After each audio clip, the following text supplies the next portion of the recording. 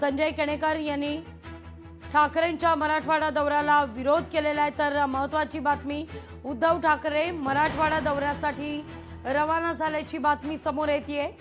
आजपासून 8 नोव्हेंबर पर्यंत ठाकरेंचा हा मराठवाडा दौरा। अधिक माहिती घेण्याकरता थेट जाऊया आपले प्रतिनिधी स्वप्नील यांच्याकडे। स्वप्नील, उद्धव ठाकरेंचा आजपासून मराठवाडा दौरा सुरू होतोय 8 नोव्हेंबर पर्यंत।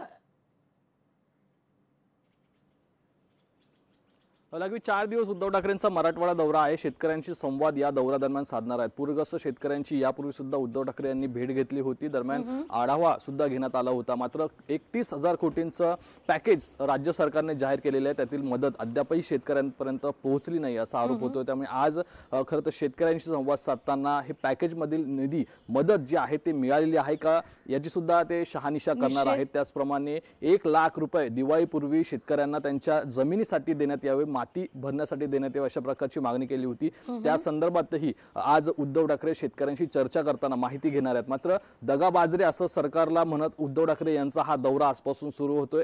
खरं तर अनेक बैठका या दौऱ्यादरम्यान असणार आहेत। त्यामुळे राज्य सरकारवरती एकीकडे निशाणा साधताना उद्धव ठाकरे दिसतात, मात्र उद्धव ठाकरेंना मराठवाड्यामध्ये सुद्धा या दौऱ्याला मोठा विरोध सुद्धा होताना पाहायला मिळतोय। मात्र या दौऱ्यादरम्यान शेतकऱ्यांचा प्रतिसाद कसा पाहायला मिळतो हे महत्त्वाचं आहे। निश्चित स्वप्नील, धन्यवाद तुम्ही दिलेल्या सविस्तर माहिती करता।